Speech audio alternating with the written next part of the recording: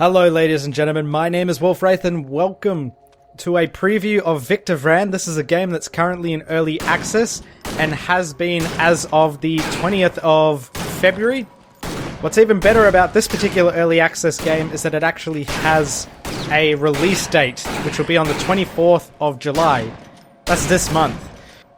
Now it's actually developed by a company called Haemimont. I don't know if I'm pronouncing it right.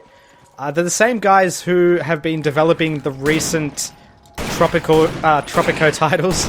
So far, it's been pretty good. To summarize what it is, it's basically an isometric... so I'm getting distracted here already. Let's destroy this nest. Okay, so it's an isometric action RPG game where you play as a demon hunter / demon slayer called Victor Vran. And that's about all I can really say to summarize it without going into too much detail too early. That being said, this is probably one of my top favorite early access games that I've ever played. Mainly because I've encountered probably the least amount of bugs I've ever expected in an early access title. At some point I actually got so immersed I thought I was playing a completed game. I forgot I was playing an early access title. That being said, we're going to discuss the gameplay a little bit. You'll notice that I'm playing in the background as I'm chatting, so I may get just a little bit distracted here and there, trying to focus on not dying. But we'll talk about the controls, because that's probably one of the first things you actually do when you start playing, is you control the character. Now I'm using a controller, and I am playing on PC, I'm not playing on console, in case you're wondering. It's been pretty good so far. I've been pretty happy. The controls are fairly simple as well, so it doesn't take much to get into, which is really good. Like, I stopped playing for I think a few weeks at some point, and I was able to just really get back into it with ease. So that was something that was really good. To give you an idea of what the controls are, you've got X to attack. Most of them are listed down in the UI, as you can see. You've got X to attack, and then you've got like your Y is one of your specials, and B is another one of your specials here. You've got A to jump, and if you combine that with X, you can actually push enemies back a bit by doing like a little, I don't know what you call that, little thud on the ground or something like that. LB is to dodge, as you can see me doing quite often here. RB is to switch your weapons. And then you've got your left trigger and right trigger to use your overdrive or your demonic powers, if you want to call them that. Yeah, and then your right analog stick to bring up your map, which is pretty good. And you've got your D-pad to access your, what do you call them, like your potions and things like that. So the controls, they're actually really simple, and that's pretty much the same goes for keyboard and mouse as well. You can hold X as well. Like if I hold X, he'll just go nuts and attack. The only issue I really have so far is that there's no real way to lock onto enemies. Like you see that there's a little ring popping up around the enemies right now. That's not actually me doing that. That's the game automatically targeting the enemies for me. But it doesn't lock onto them. Sort of have to just face in that general direction and hope for the best. So, I mean, at the least it indicates which enemy I'm targeting, but I would prefer if it gave me the option to lock on so that I could actually focus fire on a specific enemy. For example, that nest, which I probably want to get out of the way to stop them from spawning. Oh yeah. Got that. Oh, I wasted that shot. But anyways. But yeah, you can use a mouse and keyboard, so I'll switch to it just to see what it's like. So we've got action, which is basically just your standard, your WASD, your right mouse button to change the camera. I've forgotten oh god, what am I doing? Shift is to dodge, there we go. I'm not used to playing with the mouse and keyboard, so I'm probably going to be playing a little poorly here. Okay, he got a little bit closer than I wanted to. So we've also got mouse to move. I'm personally not a fan of mouse to move in this, but it's good because it's, again, whoa, what have I pushed? I pushed something I wasn't meant to. It's diverse. It caters to different styles of players. especially if you haven't got a controller to play with. So I'm going back to my gamepad controls. Another issue I found was that you can't actually switch between keyboard and mouse on the fly. So I'm on my controller now. If I try to use my keyboard, it says if you want to play with keyboard and mouse, you can change the control scheme from the options menu. I would have rather that it actually defaulted to the action setting. Not a massive game-breaking issue. It's just something that I found was a little bit annoying. Most games that support X input usually let you switch between your keyboard and mouse or your controller on the fly, especially because you may have situations if you're playing with a wireless controller, it runs out. Obviously, you want to be able to... Ooh, I got a Destiny card. You want to be able to switch between them fairly easily. We won't touch that champion for now.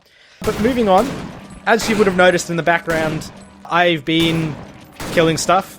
The combat is actually really good. It's great. I can say that the combat is great. It's not... I mean, at heart, this game is actually a hack and slash, so... They set out to create an action RPG, and they've really done that. It's heavy on the action, very light on the RPG mechanics.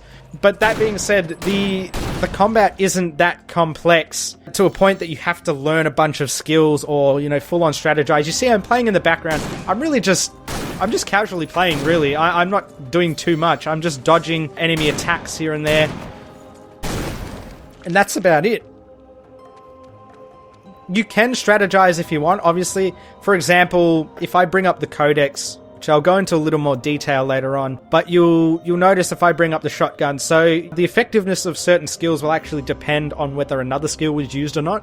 So, say for example, timing. So the first attack, which is your normal X attack, if you time them correctly, it will inflict vulnerability, which once you have vulnerability active, you'd probably want to use your aim shot, which gives you higher damage. With the vulnerability on top of that, would give you even more damage. So you can do that. Otherwise, the game's simple enough that anyone can play. That's really good, but it might actually be a little bit of a downside as well, especially if you're one of those hardcore Diablo Titan quest sort of veterans. You might find this a tad bit too simple, but you can challenge yourself. You can challenge yourself, which I will get into later on in this preview. One of the downsides, actually I won't get into downsides just yet. I will say that regardless of the simplicity of the combat, it does really well to keep you on your toes. You can't just go in, run and gun. Like, you do have to dodge. You do have to make sure you keep your distance from enemies, especially if there's quite a large number of them. You might find yourself in a little bit of trouble if you let them gang up on you. You can also dodge to cancel attacks. So as you see, I pushed Y and I can actually dodge to cancel. So it's really good if you target the wrong enemy and you've got that little window to react to prevent yourself from wasting skills. So that's something, it was a really nice touch. But the downside of the combat, as you may have noticed in the background, is it can actually feel somewhat repetitive early on. And it can happen after a few hours, it can happen after you complete the first map. It's really dependent. Like, that being said, they have done fairly well to numb that repetitiveness. So you've got different weapons and demonic powers that you can use, and each weapon has its own skill set, and each demonic power is different. So if I can get my overdrive up, I can maybe use some of the demonic powers here. Let's see, where's an enemy that I can use my demonic powers on? So I've got this boomerang thing, which I'll use on this guy. That's a really nice attack to use. And then I've got... Oh, there's another enemy here. What have I done?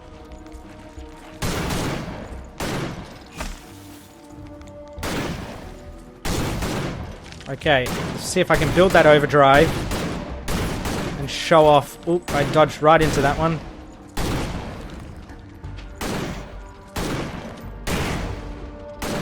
Okay, here we go. There we go. That's another one of the demonic powers, which is really nice. Oh, I got an achievement. Tactical Vran. Alright, that's really cool. So let's see if we can fight this champion.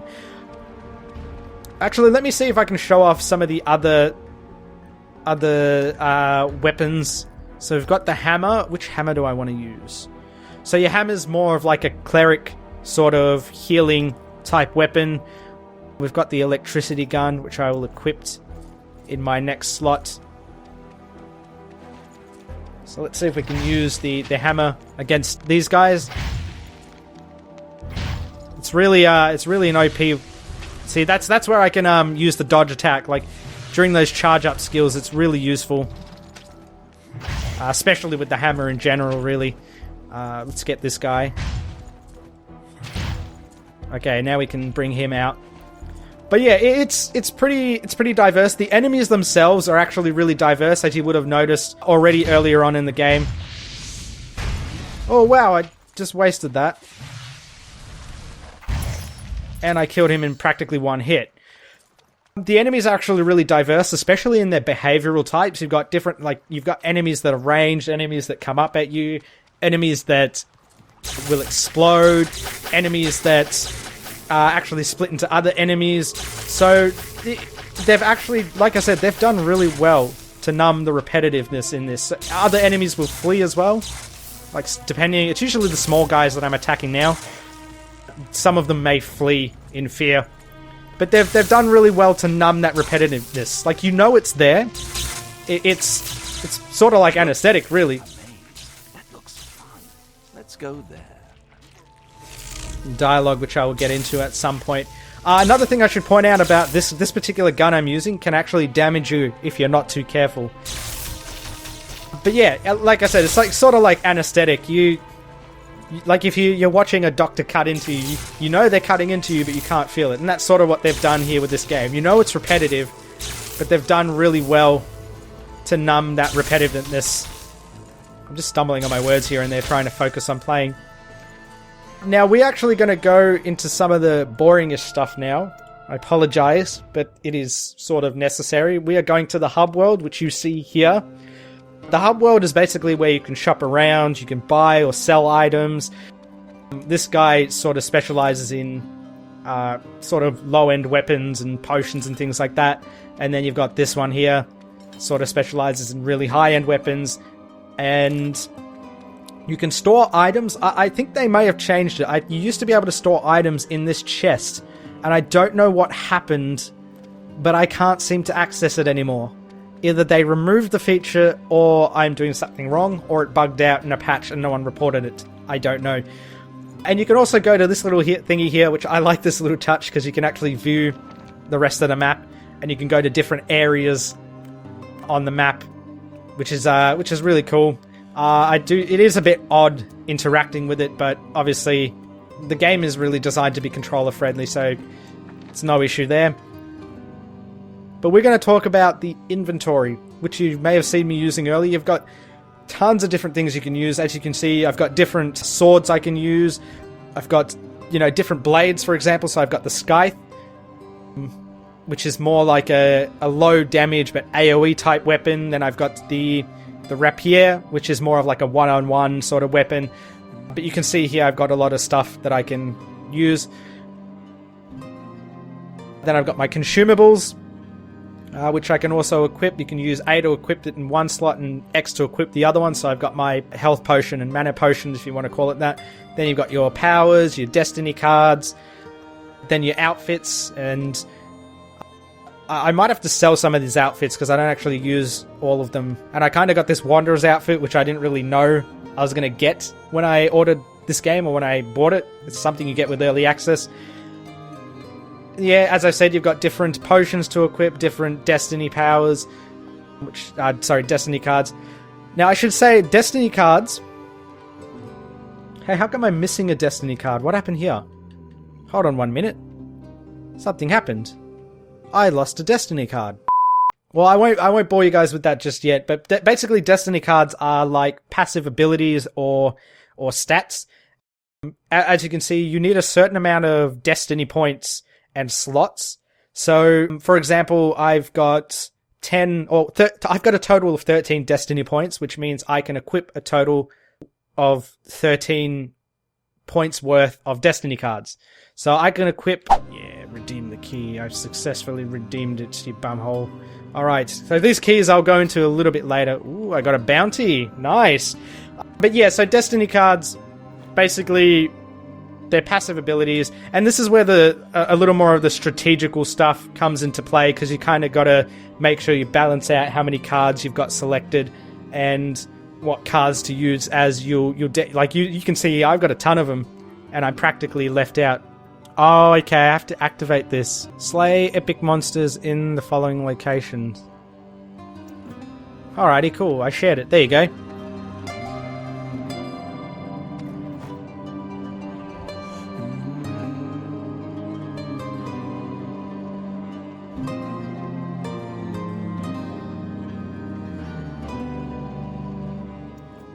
We've also got Transmutation, which is a fairly... Oh yeah, another bounty. Probably not worth it. But we've got Transmutation. This is actually something they recently added, which I'll see if I can show off some of it. What can I transmutated? Let's do some Destiny cards, because I know I've got some down here. Here we go. So if I put 3 of these in, I can transmute them, and it makes it into something a little bit better, which is a nice touch. So it's really good for crafting or upgrading items. You can even craft dyes as well that you can apply to your armor. There is Power Stones as well. Power Stones are what allows you to improve your stats, and you can add them to items or add new properties to those items. So that's the inventory system out of the way. We're actually going to go back into the game world, and I will see if I can go into a dungeon for you. Okay, so we're in our dungeon here. We are going to discuss a bit more of the boring stuff, really. Why does it have to be spiders? Lava creepers. Very dangerous. And we're getting interrupted by dialogue here, but that's okay. Ooh. I'm getting a little careless here. Alrighty, cool. So we cleared them out. So the user interface, as you would have seen on the screen, it's pretty good. So to give you a better overview, you see we've got our radar in the top right here. We've got our health and overdrive down the bottom. We've got your health in the sort of bottom part of it. Down the very, very bottom, that little blue line is your EXP.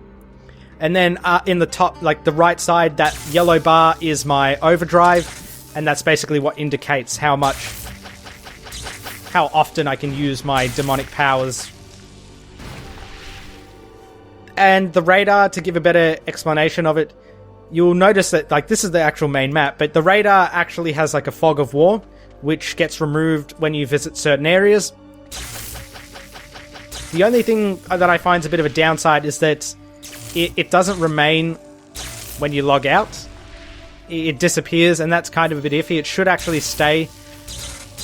I don't know why they chose to go with that sort of design, to be honest.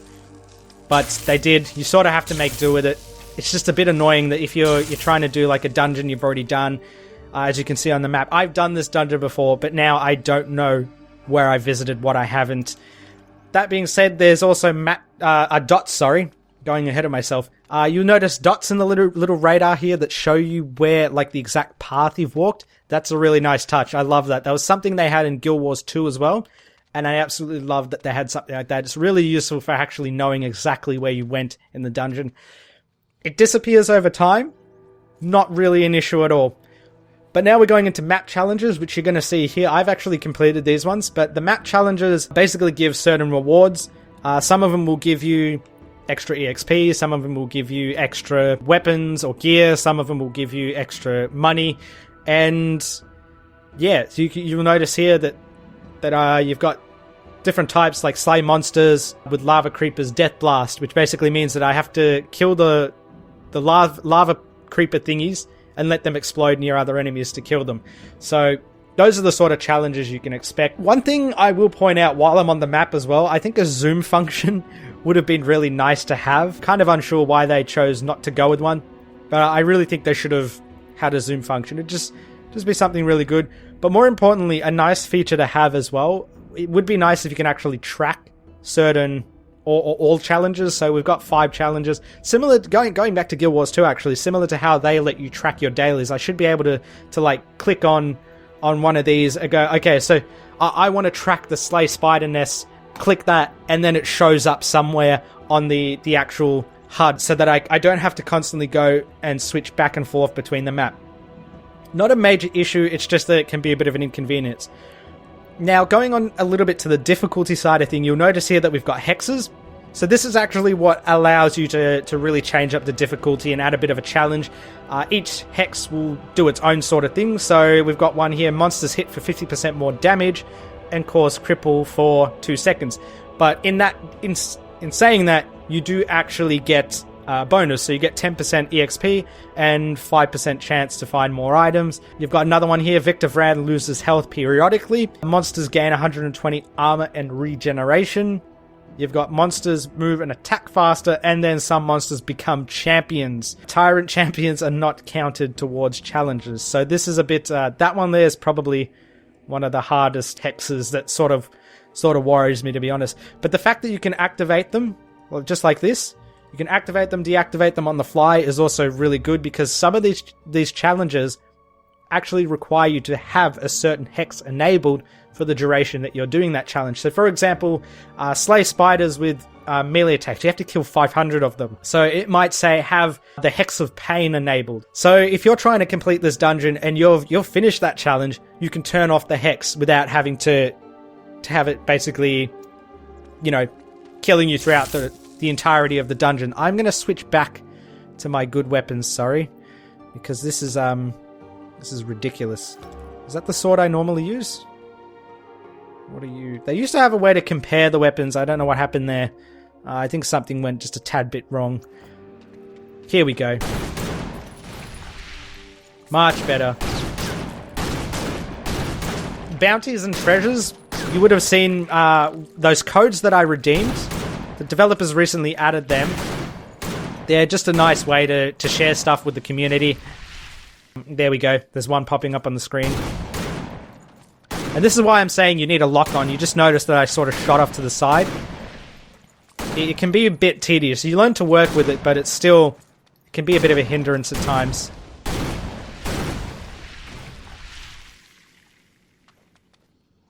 But yeah, you've got bounties and treasures, which is something new they added. Obviously, bounties are hunting certain enemies if we can go and activate one. So you've got to hunt certain enemies in certain areas. Like the Befouled Tomb or the Reformatory. And how it works is, I can't really show you here, but whoops, I kind of shared that one. If you go to the map, it'll have like a little skull above things, and treasure hunts are the same. Obviously, treasure hunts lead to you getting some sort of treasure. Now we're going to discuss the RPG mechanics while I just casually kill stuff in the background. Overall, the RPG mechanics, they aren't very complex. As I meant, like you won't feel put off by it, which is very good. There's not too much that you have to learn. As I said, the combat is designed to cater to anyone, so that anyone can play, and the RPG mechanics are really the same in this aspect. That being said, the RPG mechanics that they do have in the game are actually really good, and at most, the RPG mechanics they have, it currently consists or relies mostly on picking the right gear and the right destiny cards, and maybe using the right skills here and there. But that's about as far as it goes. It doesn't really go much further than that. There's no like decision making or anything story wise, so to speak. So, you still find yourself fiddling around and picking the right destiny card here and there. But if you're more of a casual player, you're not going to be left out. It just doesn't require as much thinking, which is a plus side. You can get away with not... you could probably have no Destiny cards equipped, and you could still be able to play the game. You'd probably suffer a bit for it, but not so much that it'd get to a frustrating point. I'm the kind of person I would much rather play the game than just sit there staring at a bunch of items and cards all day, But we're going to expand a bit on the gameplay as well. Whoa, oh, I walked right into that one. 400 damage. That's a bit of a chunk. There is a sort of like a prelude or an intro section for this game, which is sort of like a tutorial. What they did really well was that they blended it into the game, so it doesn't feel too much like a tutorial. You know it is, but it doesn't feel like one. at the end of the opening sequence or the tutorial, you can actually change the difficulty. So this is actually really good, again, aiming to different kinds of people or different kinds of players. Let's get in for some sword action, shall we? See how they just fled in fear like that? That's what I'm talking about. Oh, yeah. Oh, I just got a new item. That's really nice. A mortar gun. I haven't really had a chance to show that off. But yeah, as I was saying, like, it's good for people that might want to decide at the start. There's 2 difficulty modes. Just normal mode, which I'm playing on now, and then hard mode. Hard mode, this really amps up the difficulty even more. You've got higher monster difficulty, and all 5 hexes are permanently activated. So if you think, oh, this is a bit too easy, that's where it can actually get a bit difficult. So on normal, I think, again, the hardcore players who do like Diablo and stuff might find it a little too easy, as I mentioned before, but I kind of need to counter that with the fact that there is a hard mode that you can select. So if you're one of those hardcore Diablo, Titan Quest type players, you're probably not going to feel as left out. And that's definitely something to consider before purchasing this game. So I do find myself using the gun a lot in this, because I really want to keep my distance on enemies.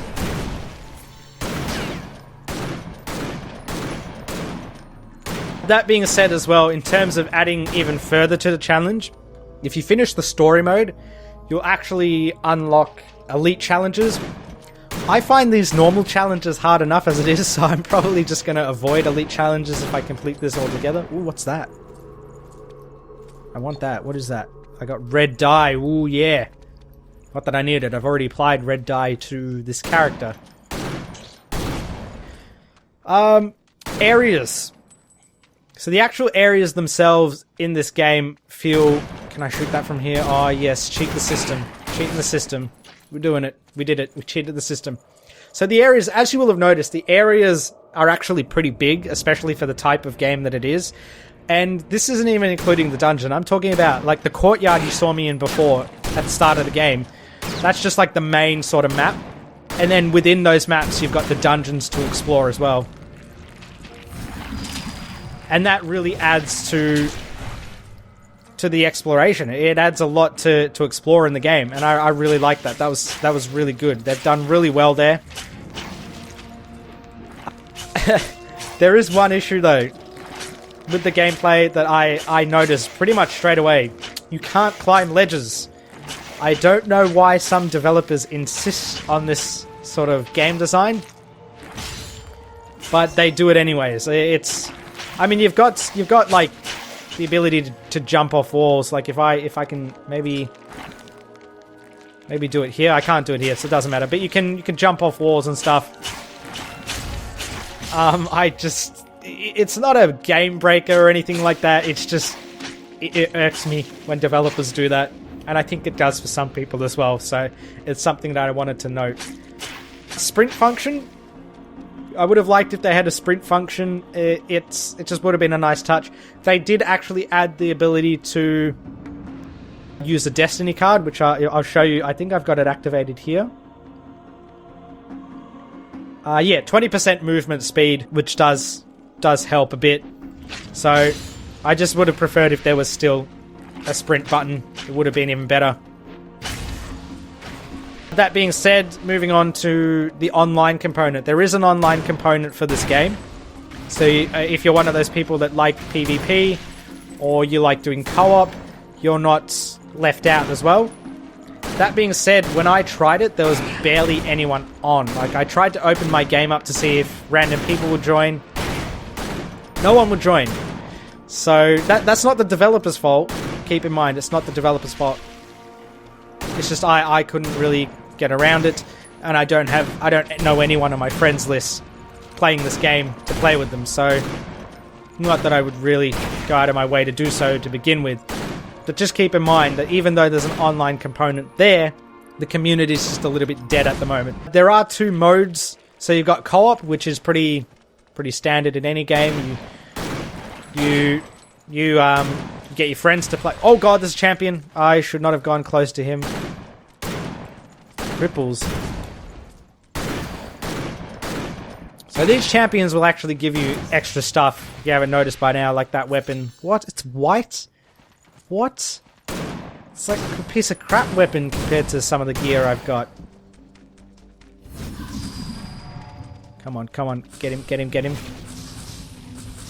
Use my overpowered demonic powers here. Ooh.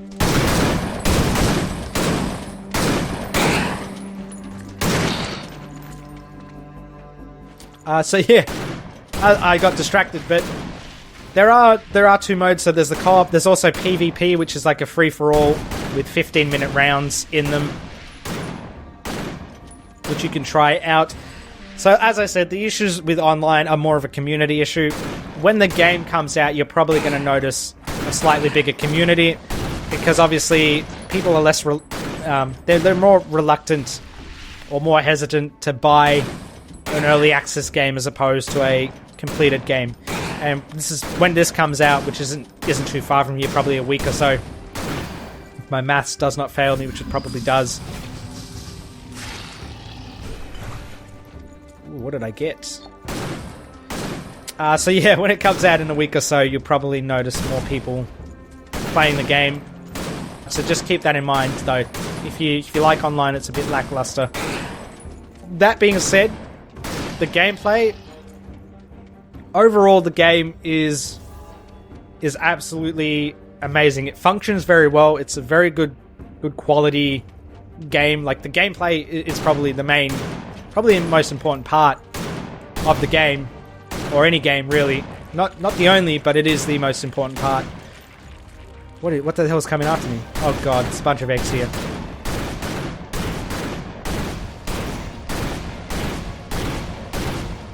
Oh, we need to wipe them out.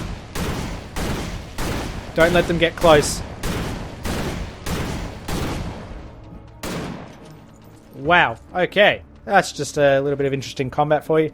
So yeah, basically from the time I actually purchased this game, it felt like pretty much a finished game. So that's just something to keep in mind if you're considering it. It's pretty much a completed game, and if not, it's got a release date. But we're going to move on to the story in a moment. We just finish these guys so that I can actually discuss that a little better. The story is sort of a new element of the game, so bear with me and we will shift over to that. Okay, so we're starting a new game here. We're going to see some of the cutscenes and stuff right here. Just move my mouse out of the way for you. Haemimont Games presents. So the story aspect actually seems okay so far. Zagoravia, the fallen city, the land of no return, where darkness won and we demon hunters lost. 1 year ago, a plea for help summoned hunters to Zagoravia. Many answered the call. No one returned. I thought Adrian dead, until a raven delivered his message. He too summoned me to Zagoravia. He saw what I seek. Adrian is a friend, one of the precious few I have, and the only man who knows of my past, of the pact I made, and the demon powers I wield.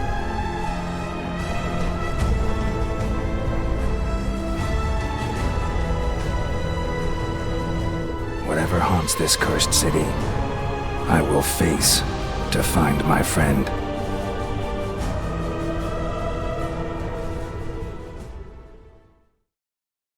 Okay, so yeah, the story aspect, and this is sort of like the tutorial intro thing I was telling you about earlier on, but the story seems okay so far. I say okay. The city is eerily quiet.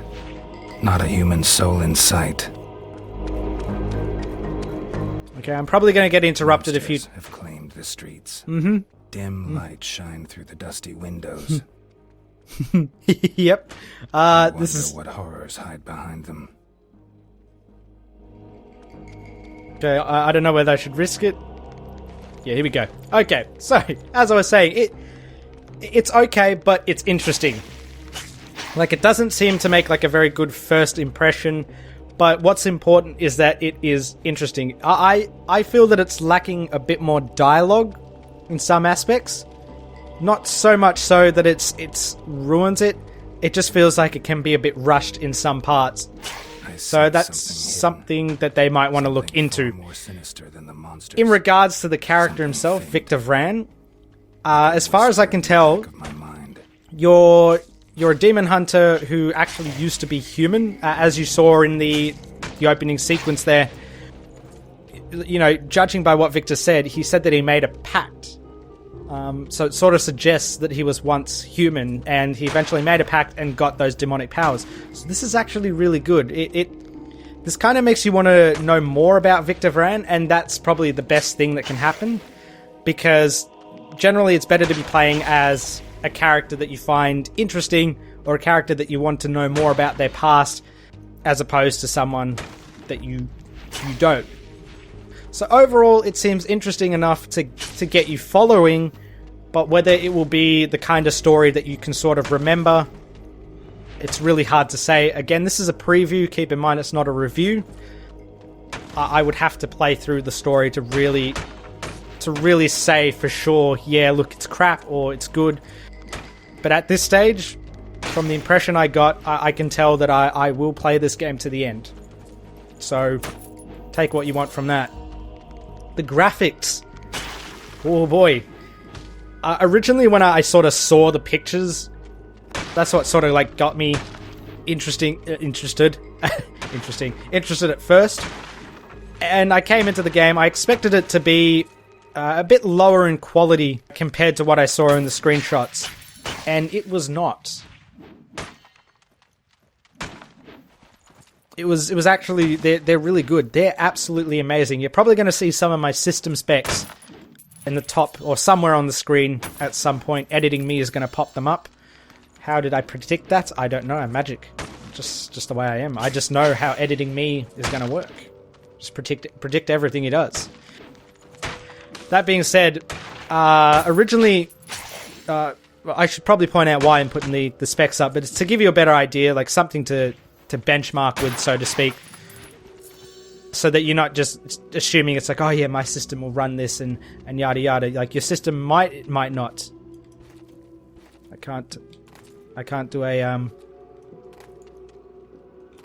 a wall jumpy. Okay, that's okay.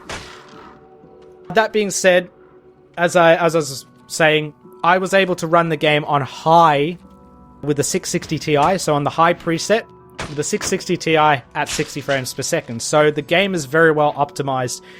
Currently I'm running a GTX 980 though.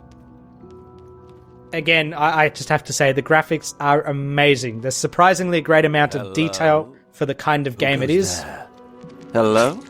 Can you hear me? A voice in my head. I'm just going to ignore this guy and continue talking. So you will notice that certain parts of the world are actually animated to dissolve. This really helps for avoiding like really bad camera angles where you might get stuck behind a wall or something like that. Very good choice to go ahead with something like that. So it happens when you get close to walls. So if I move away, obviously you can't see anything here. But you see how it all dissolves, and you can even see in some of the buildings, which is that's a really interesting and detailed touch. They've actually put some effort into that, which is really good.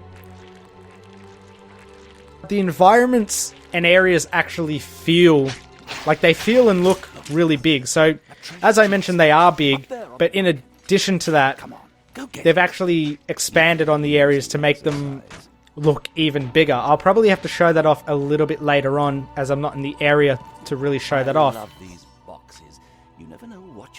Actually, if we go across the bridge over here, if I can go across it, here we go. See what I'm saying? Like, I can't really go to that area, as far as I know, but look at it. Look how far it goes. Like, they didn't need to do that. Again, for the kind of game it is, they didn't need to, but they did, and that's really good. So if I go further down here, you can see even more of it. Look at that. It just keeps going. That is nuts. You know there are more of these lovely chests lying around. Okay, collect that stuff. But yeah, it's amazing. I just have to say I was actually really surprised by it. I didn't expect that much detail, let alone the areas to be so big or as big as they were. The other thing I think was really good is that they actually kept the dialogue or elements for the dialogue inanimate, which we're not going to see here because I'm still too early in the game. But when you speak to NPCs, it's just a picture of them. It's good. It's just a good art style to work with because it lets them focus on other things, you know, without being cheap. So I don't know. Guild Wars 2 is probably a good example of how not to do cutscenes and stuff. Mainly because it was just two people standing there. They were talking, but they just didn't seem like they were talking to each other. They were just standing there and doing nothing, and it actually did make the cutscenes very redundant. That being said, the art style that we saw for the opening sequence, the intro, that was really good as well. I don't know what to call that sort of art style. I think it's like a water painting style sort of thing. So I think that was really good. I hope that that's consistent throughout the rest of the game. The other thing you'll notice here, subtitle placement. You should consider retreating. Originally, I was going to say that the subtitle placement that you were seeing on the screen just before was horrid, but I think it's a bit harsh. The developers chose to put the subtitles at the top. I just think that that's very odd. They're laughing at your feeble attacks. So yeah, it's just a bit odd. I kind of wish they had the option to let you choose where to put the subtitles, but they didn't. So here we go. Use my healing. I've got to fill my So this is a little bit of a forced tutorial here. Not really a major issue. Time on you, Hunter. Ooh, a demon power. Where did you learn to do that? Anyway, come. Meet me in the next room. Okay, so we're going to go into audio now. I'm going to go silent for a little bit, as I may have already done so, but I'm going to go silent now just to be sure, so you can really get a good glimpse of the audio and the gameplay, the sound effects all working in one, so I'll probably be like a minute or so of silence. That's not me. Oh well, I must be in another dungeon.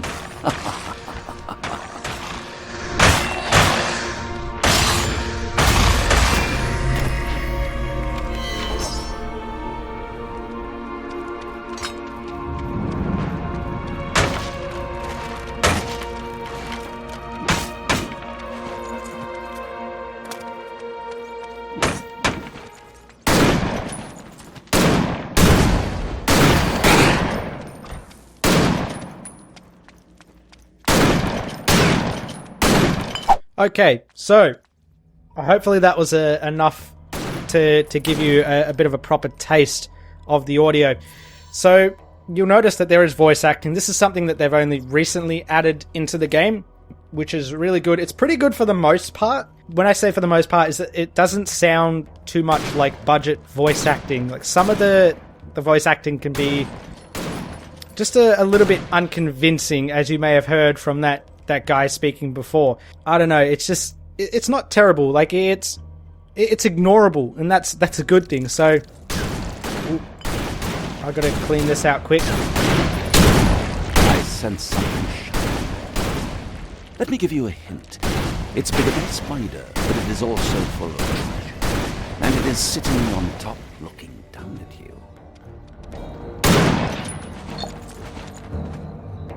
But yeah, one of the good things about the voice acting or the dialogue that you just heard is that when the dialogue pops up, some of the sound effects get drowned out a bit. That's actually really good. So that's a great game design choice there. It really allows people to continue playing and still be able to clearly hear the dialogue, which is something that it's usually hit and miss with games. Actually, I can't really say for sure how many do it and don't. Yeah, so the issue I have, the reason I'm saying this guy doesn't sound convincing, Look, this could be a bit biased, but it's because I sort of just finished playing Batman Arkham Knight. And this guy here he sounds like he's trying to be really sinister. But after you've played like Batman Arkham Knight and you hear the Joker, you know, the Joker's obviously a very different character. You've got, what's his name? Troy Baker, I think, was doing the voice acting for him, so obviously that helps. But the contrast between the two is very different. He sounds like he's trying to be... This particular character sounds like they're trying to be very sinister. That being said, I'm going to move on before I start rambling about the dialogue and such. But yeah, whoa, hey, I didn't mean to do that. The only issue... So, actually, this is perfect. The only issue I have right here with this particular part, which is actually more of a personal taste, but it's where, when you're entering like a dungeon or something, you can see here that there's some text, like Castle Segor is the only remaining beacon of hope. I would have preferred if it was voice acted by Victor Vran himself. It's just a little bit annoying. Again, this is why I say it's a personal preference thing. But overall, I'm really, really glad that they got the voice acting in, especially as soon as they did. Okay, so I'm going to pick an outfit here. This is, again, this was how I was explaining earlier on that you get to choose stuff. So I think I'm just going to... Yeah, so different outfits will obviously give you different abilities. So I'm going to just stick to the Hunter's outfit. I'm going to stick to normal mode. Thank you very much. One thing I'm also going to point out is that I expected the voice acting to take a bit longer than usual to get out. But what's even better is that Victor Vran actually sounds like Doug Cockle. For some of you who don't know who that is, or for some of you who are thinking, hey, this guy sounds really familiar, well, Doug Cockle is the guy who does the voice acting for The Witcher. I can't really say for sure. I tried to look up the guy's profile, like his wiki, to see if it was actually him, but it didn't list Victor Vran. But I think that's amazing. I find that I actually really like seeing indie developers having access to the same resources that AAA developers do as well. So that's really nice. I went to the wrong map. I apologize. But yeah, that's amazing. Like, his voice sounds great. I mean, it's... You can kind of tell, you can kind of see that... Ooh, here's some bounties. Let's see if we can do... I can try and go ahead and do some of the bounties here. As I was saying, like, you kind of obviously want the main character to sound better than all the other ones, so that was a very good choice by them there. But we've got sound effects, as you would have heard when I gave you the example. Whoa.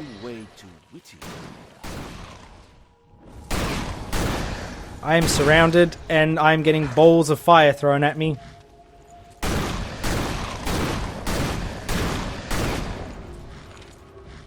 Sorry guys, this is concentration mode here.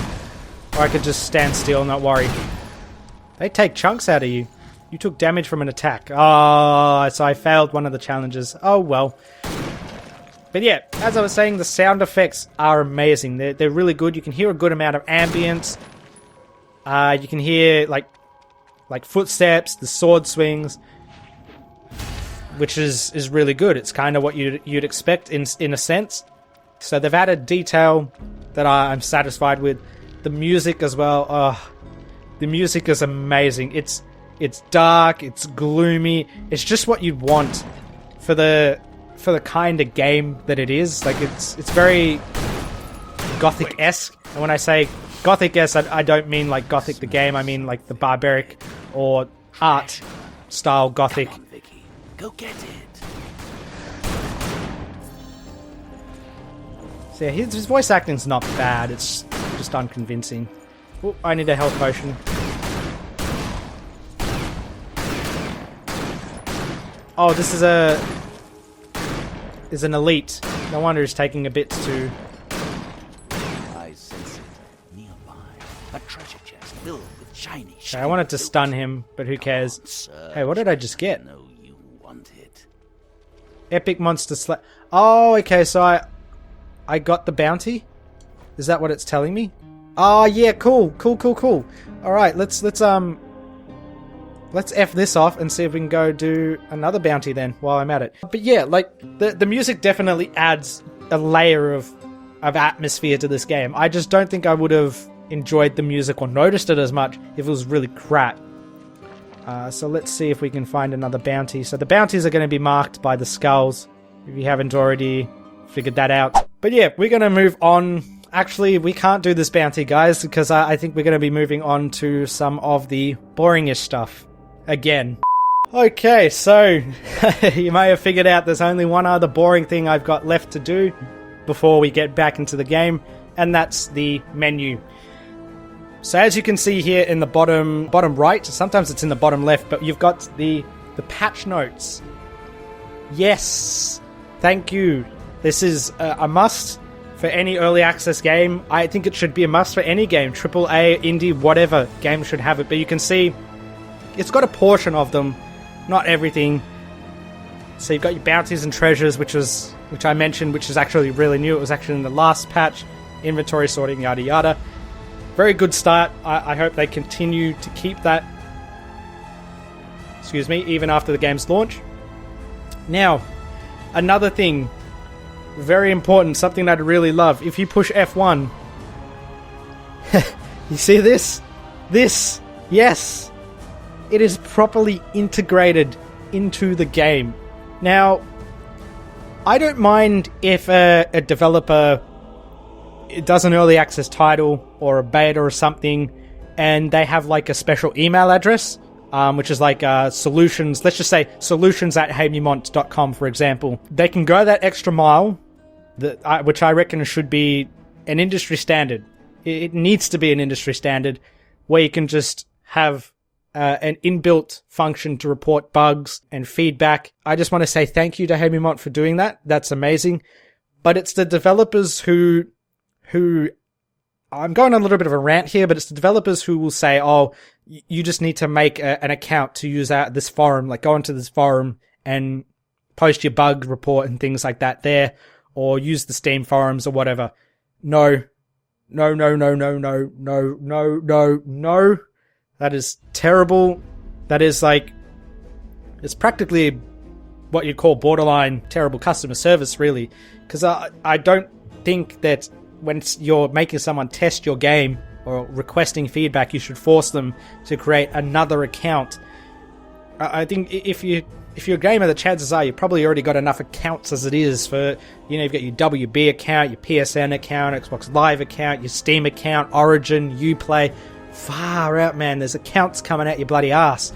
You don't need more. Okay? To developers, any other developers who may be interested in this, you do not need more. That being said, I've used this feature to report bugs and issues, and since you have the option you've got your option here to add your own email, so you can go piss fart face. Sorry to piss fart face. I'm pretty sure that's probably an existent email, but you can add it in and the developers will contact you to give you further support. They did. I reported an issue where I couldn't record properly using NVIDIA Shadowplay, and this wasn't really technically their issue. It's really hard to say. I don't know whether there was an issue more so with NVIDIA Shadowplay or Victor Vran, but for some reason I couldn't record in full screen. I had to have it in windowed borderless.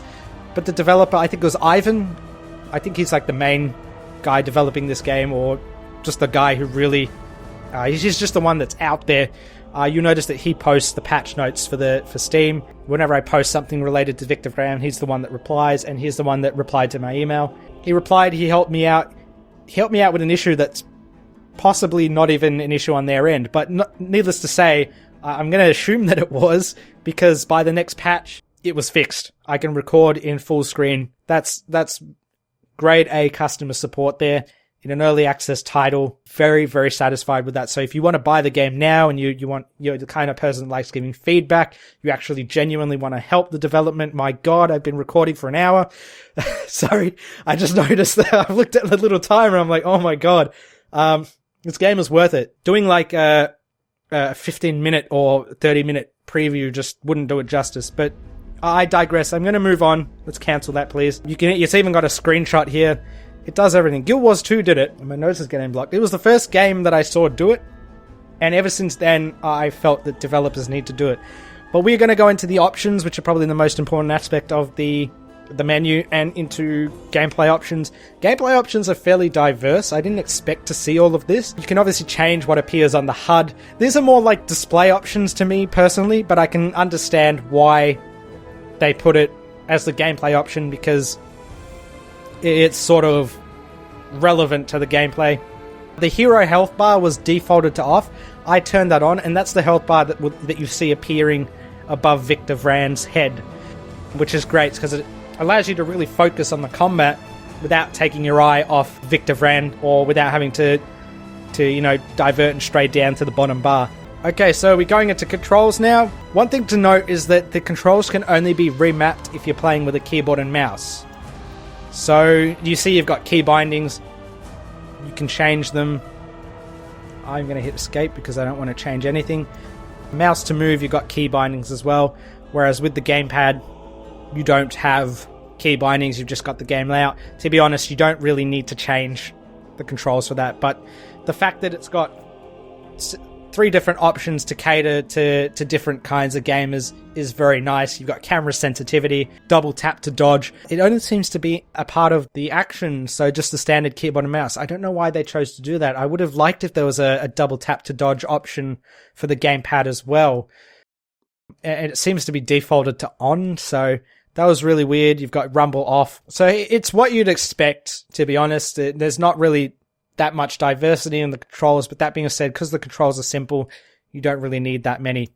As we've got here, sound options. Sound options are what you'd expect and what you'd really want from a game. You've got master volume, which is obviously your overall game. Good option to have because some people, depending on who they are, you might not have like a little volume control on your keyboard. I happen to have one. Whoops, I shouldn't have touched it. But if you don't, having that in-game obviously helps. Crap, I shouldn't have changed the volume. It's going to imbalance everything. You've got your sound volume, which is obviously sound effects, music volume, voice volume, which is for dialogue, ambience volume as well. So it's really nice and diverse. You've got your subtitles here, and reverb. Now, I'm not really like an audiophile or anything, so I have absolutely no idea what reverb does. I didn't notice much of a difference between it on and off, although I didn't really pay attention, and I primarily play with it on. But you have it there. It's really diverse. The most diverse of them all, though, and probably again one of the most important, is the video settings. So as you see here, you've got your detail level, which is basically like your overall setting. It's the preset, so to speak. So you've got high, you've got ultra.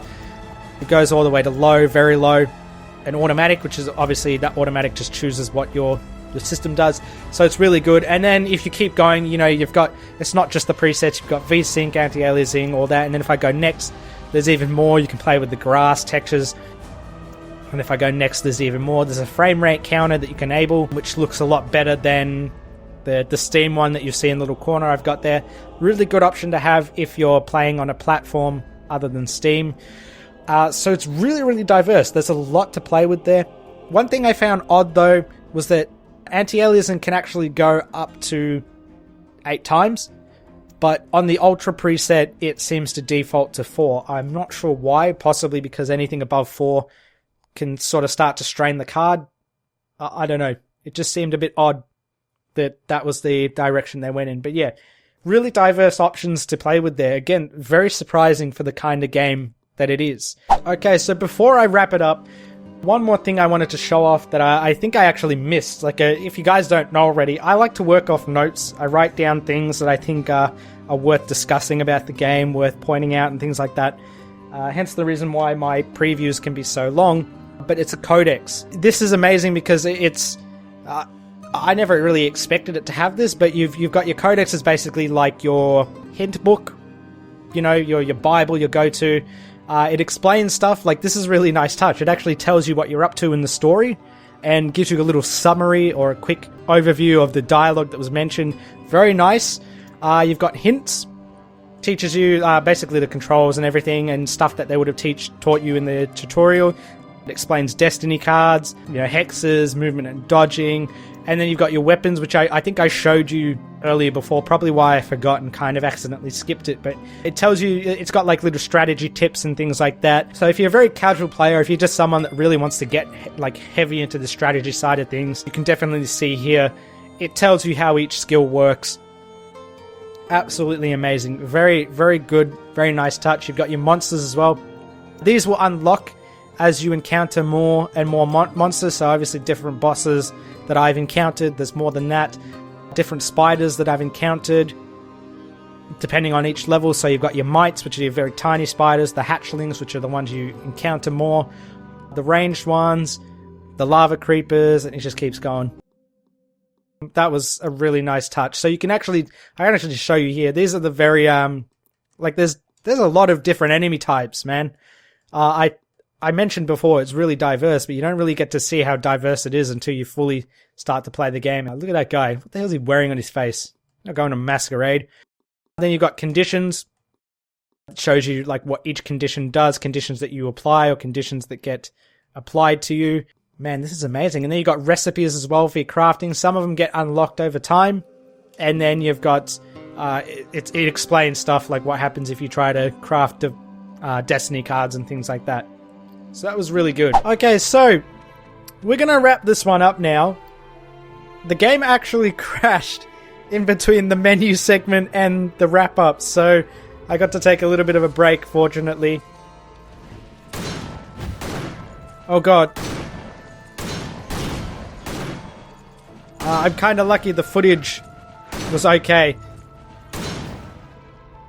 But I'm getting a bit distracted. I lost my roll. Oh, yeah, here's the enemies I was telling you about, where if you kill one, it sort of splits up into another one, which is a very nice touch. So, as I was going to say before I kind of got interrupted by myself, overall, this game, Victor Vran, it's a pretty damn good quality game. Like, with minor bugs, it has minor bugs and few bugs. Since the day I started playing it, it had very few bugs.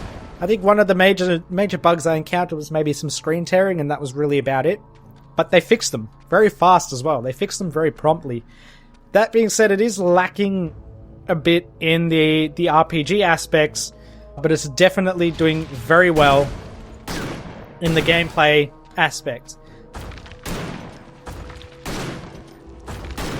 I should also mention, I mean, it is an action RPG, I know that. But it would have been nice to have some sort of decision making, even if it wasn't too complex. So as I said, the game, it had me at a point where I completely forgot I was playing an early access game. And because I got so immersed just in the gameplay alone.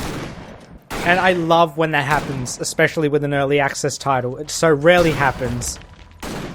I wish it happened more often with early access titles, but it doesn't. Okay, is he dead? And he's going to split up into multiple enemies. Come on, kill them all. Yeah! See that? Didn't stand a chance. So I think I've clocked about 10 hours in this game already. And and that's not just for preview purposes. Mind you, that's not just for preview purposes. I actually clocked those hours because I enjoyed playing this game so much. I think I even had a session where I played about 3 to 4 hours straight without even realizing. Now, if you're wondering like what I have to compare this to, I have played games like Titan Quest. I think it was Titan Quest 2, and I have played Diablo 2. Diablo 2 was actually the first and last Diablo game I ever played. I've even tried things like the Mighty Quest for Epic Loot, which is probably not one that many isometric RPG veterans would be familiar with. I have tried Path of Exile and Torchlight 2. Out of all of them, Victor Vran has been the one that I've by far enjoyed the most. And it'll probably be the first that I ever actually get around to finishing. It's just that with things like Titan Quest and Diablo, I actually got stuck at certain points that I couldn't pass, especially Diablo 2. Like, what had happened was I got up to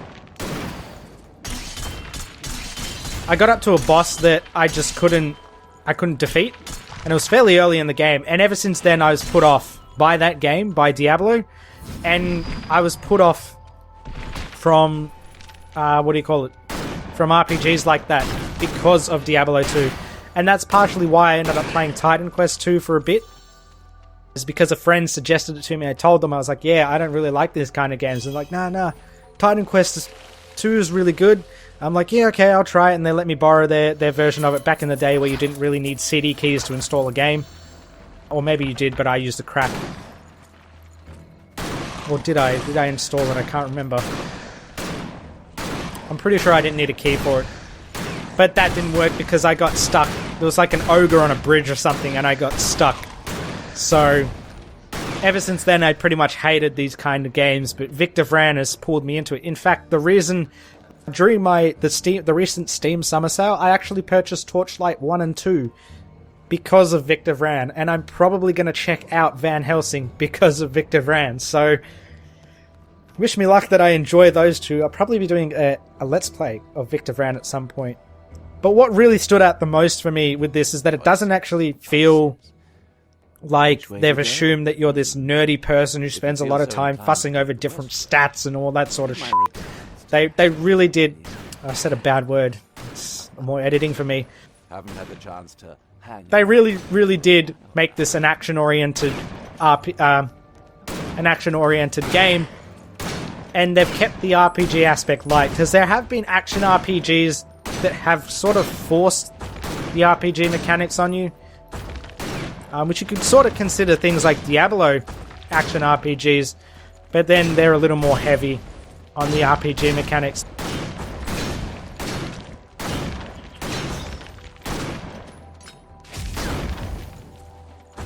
I'm not paying attention, I'm sort of thinking, I gotta stun him. So this is the strategy I'm talking about. I stun him first, so he can't do crap to me.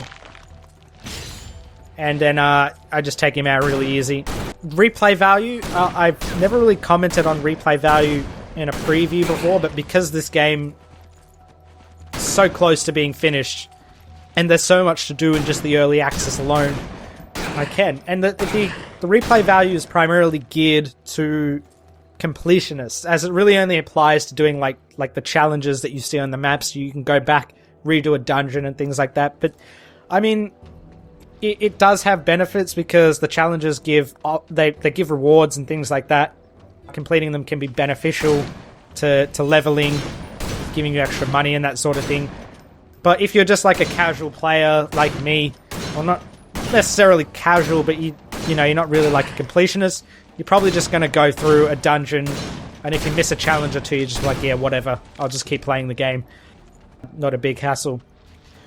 That being said, Victor Vran has a release date, as I mentioned at the start. So if that's an absolute massive plus for any early access title. So if you're on the fence about it, this early access title actually has a release date. It's the 24th of July, which is this month. It's only like a week or two away.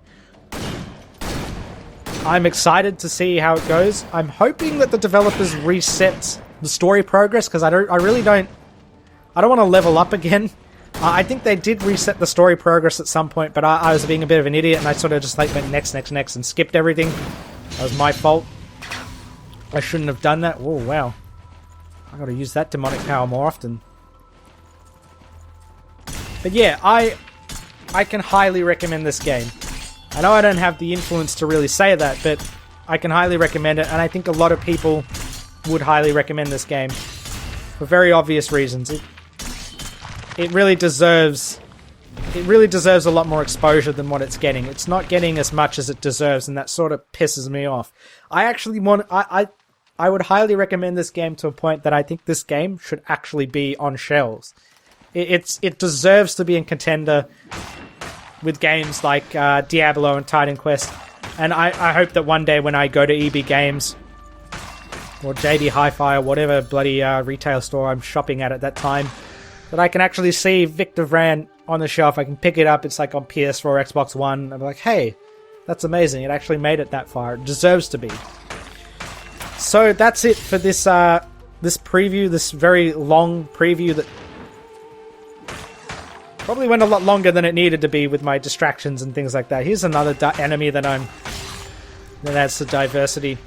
I'm going to leave that one there. I really, really hope that you guys enjoyed watching, and I really hope that you were able to take something from this preview. Hopefully you don't listen to my opinions, just watch it, take from the facts that I've given with it, and hopefully that will give you enough to make an informed decision on whether it's worth purchasing. If not, you can wait until the launch and just see some reviews. I'm probably not going to do a review on it. I very rarely, if at all, I don't think I have actually done reviews on an early access title that's come out.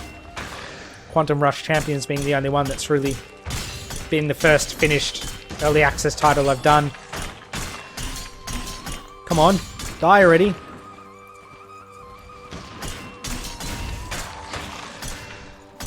But yeah, I'm probably going to do like a little Let's Play, short series of it. Ooh, I leveled up. Here we go. This is great because I can show you what happens. So you get like your HP pool and stuff goes up. And I can pick stuff. Oh, a gift box! Oh, I don't know, man. What should I get? Yeah, I'll get the gift box. We'll get the gift box because I've never had one before. It's sort of a newish thing for me. But yeah, take what you will from this preview. If you got this far, if you're actually listening to me at this point, I would like to thank you for watching. It means a lot that you've actually got this far. It really does. And I'd like to thank you for watching. I think I did that already, but I can't thank you enough. As usual, I can't. But yeah, I'm going to leave that one there, guys. Feel free to check out my channel if you haven't already, if you're new to this. I'd really appreciate it if you did. I do have other previews up on the channel as well. You're probably going to see it on the screen right now. I have other previews for other games that you can check out if you haven't already. I've got Let's Plays on the channel as well. I've got a few different series going on at the moment. So feel free to check out the channel or subscribe, and you can keep updated when I do more reviews. I'm hoping... previews. I'm hoping to do a few more here and there on some other early access titles that I ended up purchasing during the summer sales and that I purchased in the past. It takes me a very long time to work on these. This one I've been working on for months, with the exception that Haemimont have been updating it a lot. So yeah, thanks you guys for watching, and I will see you in the next video.